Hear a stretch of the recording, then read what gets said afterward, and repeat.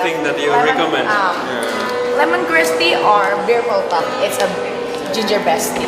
Ginger. Our Okay. traditional drink. Okay, I'll take this ginger one. Yeah. Yes. So I am not sure if it's too early or later or what.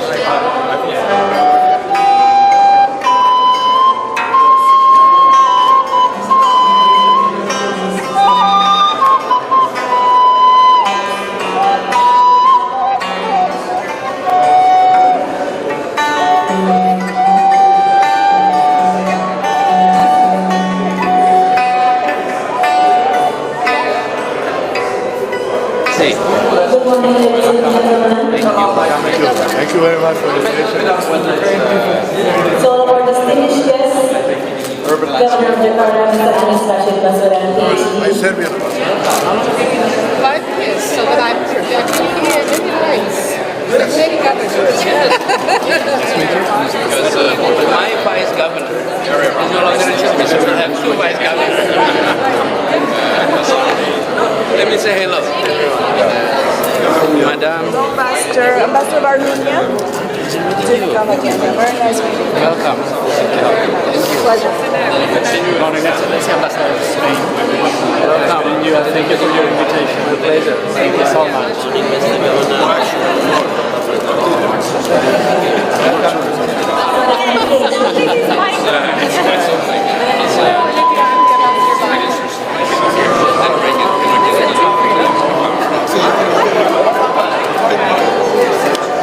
I'll be going to Canada and then to Copenhagen. Hello, I think you don't remember me. I'm the Ambassador of Belgium. Pleasure meeting you. Yes, welcome. Thank you. It's a pleasure to meet you. Yes, Excellency, we Once met. again, good morning and welcome to our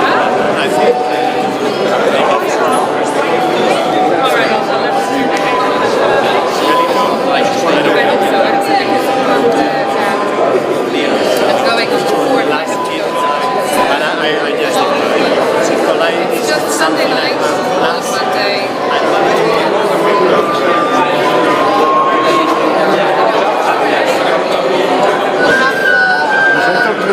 Morning call.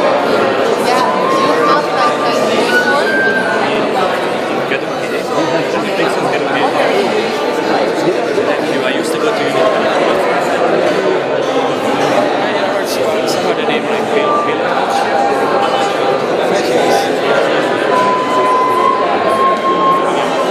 So we hope that by having meetings in groups, we can have more conversational atmosphere and able to hear what you think, what you expect that we can serve you better. So allow me to introduce our team who are here. Number one is Pa Amin. Pa Amin is the Chief of the Governor Office, the delivery units that we have here in Province and Government. We have Pak Tanto. Pak Sutanto is originally he's a professor at the University of Indonesia. He is the expert on transportation issues. So he is deputy for the governor on transportation and industry. And then we have a team from the office of the governor. We call her Ica. And then we have Ibu Sinta in the very end. She is in charge of international cooperations. And then next to Ibu Sinta is Pak Nelson Simanjuntak from the Ministry of Home Affairs. So that's all of us who are here. And again, we would like to truly appreciate your coming. And we look forward for this setting, and I will tell you more about what we're doing. But before we start, I'd like to invite the Ambassador of Ukraine to say a few words for all of us here. Please. Your Excellency, Mr. Baswedan, the Governor of Jakarta, dear colleagues and friends, ladies and gentlemen. On behalf of the diplomatic corps, let me extend sincere appreciation to the Excellency Mr. Baswedan and his team organizing this outstanding event. Please rest assured that it's extremely important for the diplomatic community to feel the pulse of the Indonesian capital. Thank you. something that of importance that we would like to make sure that Jakarta can serve as a gate of possible cooperations with the rest of the country, because at the end of the day, it's all here. And now I'd like to invite Bapak Dino Kusnadi to say a few words on behalf of the Ministry of Foreign Affairs. Please. Bapak dan Ibu yang mulia, perkenankan, allow me first to extend warm greetings from the Director General Muhammad Ansor. He has instructed me to represent him on his behalf to prior events. As in the previous speaker, Pak Gubernur, perhaps may I also extend, is willing to always extend its gracious services so that the work of the diplomatic community can be executed well, and that we can again close our bilateral relations. Perhaps I'll just cut short there, but thank you again for this event. Thank you. And as we prepare for the lunch to start, allow me to set a few subjects that I would like to share about what we're doing in Jakarta, and then we can have more question and answers later on. And perhaps I would like also to hear some of your experience here in Jakarta, because I know many of you have been here for a while, or already here for not even a year by now. So The light. Sorry? The light.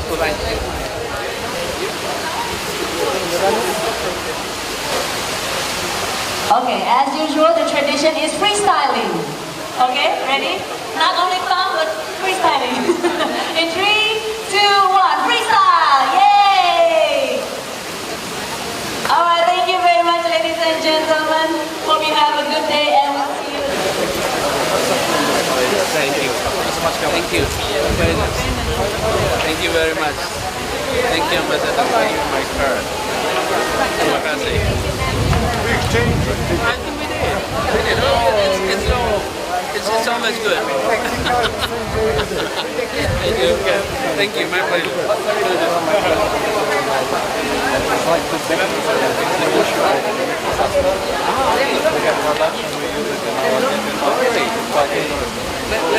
Let's stop. You have my number.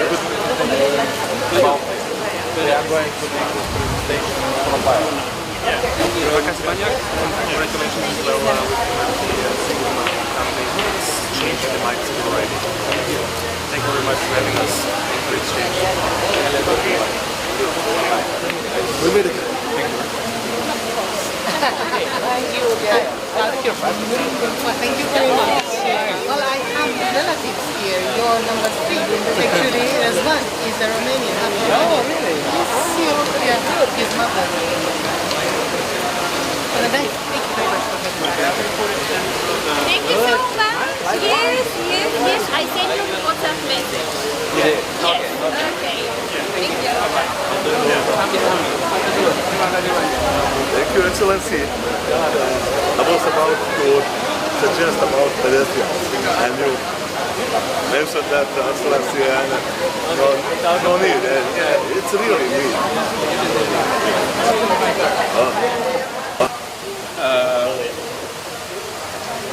Putaran ketiga dalam bulan ini kita mengundang duta-duta besar dari semua kedutaan yang ada di Jakarta, dan saat ini tadi mengundang negara-negara Eropa yang berada di dalam,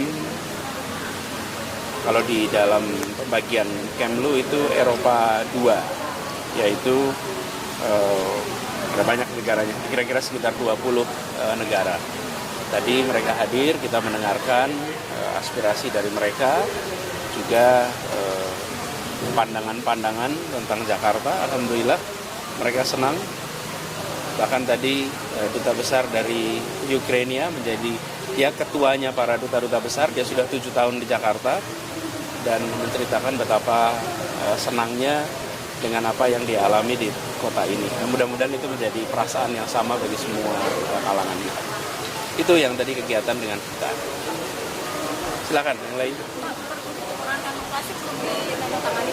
Belum. Kendalanya apa Pak? Kendalanya? Masih nunggu dari LH biar diberesin dulu. Poin-poin yang harus di... Cek sama mereka aja. Cek sama mereka, belum sampai ke saya. Pak, soal PBB Pak. Jadi kebijakan pembebasan PBB untuk rumah-rumah dengan NJOP 1 miliar ke bawah itu berjalan 2019 dan selalu peraturannya dibuat tiap tahun. Tiap tahun dibuat, jadi tiap tahun selalu ada pembebasan. Tapi kalau dibuat 19 bukan berarti 20 akan nggak ada. Dan kita rencana terus, bahkan tahun ini, mulai tahun ini, semua guru bebas PBB di Jakarta. Semua guru. Kemudian termasuk pensiunan guru. Jadi yang di bawah 1 miliar itu malah ditambah sekarang. Kalau dulu hanya yang di bawah 1 miliar. Kalau sekarang semua guru bebas PBB. Semua veteran,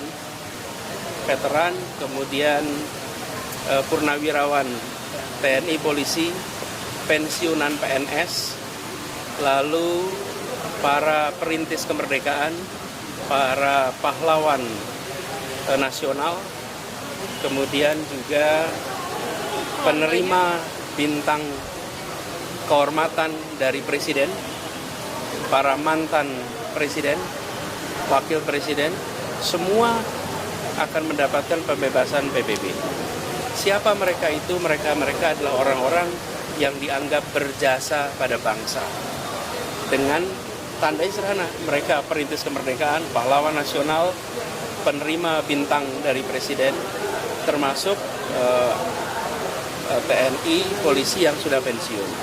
Jadi sampai kapan? Sampai kalau perintis kemerdekaan, pahlawan nasional, sampai 3 generasi. Veteran juga 3 generasi. Guru sampai 2 generasi. Artinya sampai anak. Jadi keluarganya pun yang tinggal di rumahnya. Untuk apa? Untuk rumah pertamanya, 1 rumah. Kalau mereka punya 2 rumah, rumah kedua enggak.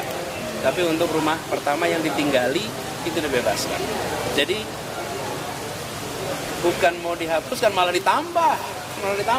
Jadi Tapi kenapa pakai batas 31? Jadi kesannya 2020 bayar. 18 nggak ada batas tertentu. Enggak, itu tidak berarti kemudian hilang. Kenapa? Karena kita itu nanti akan membuat policy yang lebih luas. Jadi kalau teman-teman mau revisi itu bukan berarti dihilangkan, revisi kan bisa ditambah. Bukan, kalau misalnya sekarang nih 1 miliar, boleh nggak besok jadi di bawah 2 miliar? Boleh kan? Jadi cuman kita itu bayangannya kalau revisi berarti dihilangkan, enggak, revisi itu perlu ditambah. Sama sekali. Dan kita dari kemarin saya nggak ngomong ada perubahan loh. Kita bilang akan ada kajian menggunakan data. Ya, selesai kapan sih Pak? Lah memang berlakunya PBB begitu. Kalau yang tadi pendapat guru itu tahun ini disusunnya? Enggak, sudah. Sudah. Tahun ini. Saya sebetulnya nggak mau umumin sekarang. Ini gara-gara dibalik-balik saya umumin Berarti sekarang. bakal mengeluarkan pergub baru itu Pak ya? Sudah, pergubnya sudah dalam proses. Semula tidak mau saya umumkan sekarang. Anda tahu kebiasaan saya. Sampai sudah selesai baru diumumkan. Tapi karena dipelesetkan, sekarang saya lempengkan dan saya tunjukkan bahwa bukan dikurangin, malah justru mau ditambah. Jadi guru itu semua lah.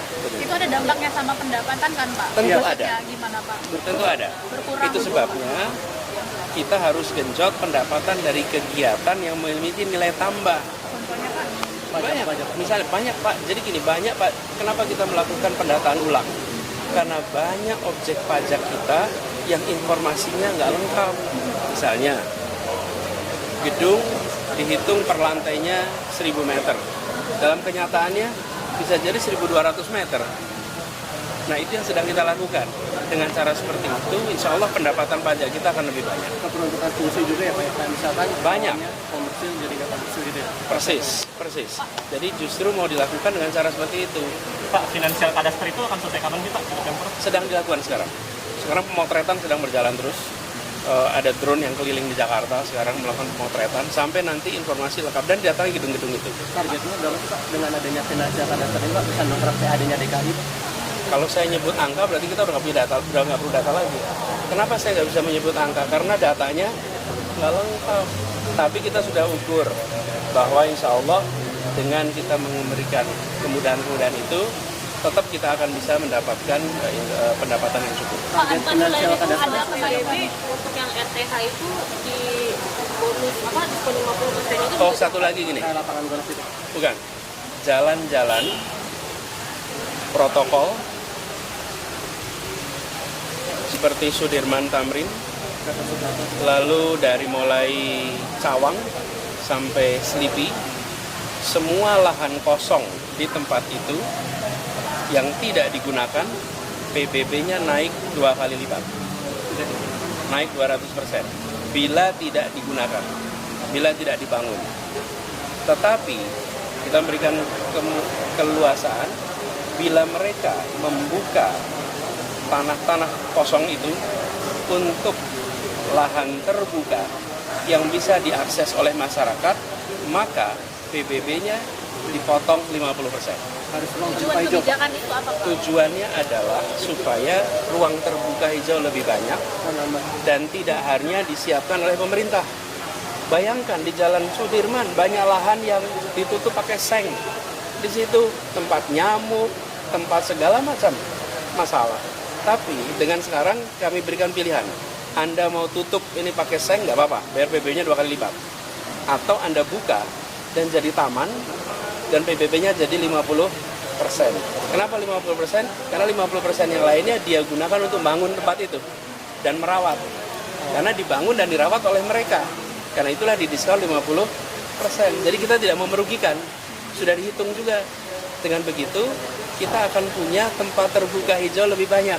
Sebagian disiapkan oleh pemerintah, sebagian disiapkan oleh swasta dengan cara diskon pajak. Jadi kita kan selama ini kalau ruang terbuka hijau selalu belanja. Kita beli lahan. Padahal sebetulnya tidak harus beli lahan. Cukup dengan memberikan diskon seperti ini. Jadi nanti para pemilik lahan punya pilihan. Mau tetap ditutup, bayar 2 kali lipat, atau bayar separuh tapi dijadikan taman. Jadi policy pajak itu nggak sesensasional yang diramaikan 24 jam ini. Udah ya, cukup ya, gitu ya.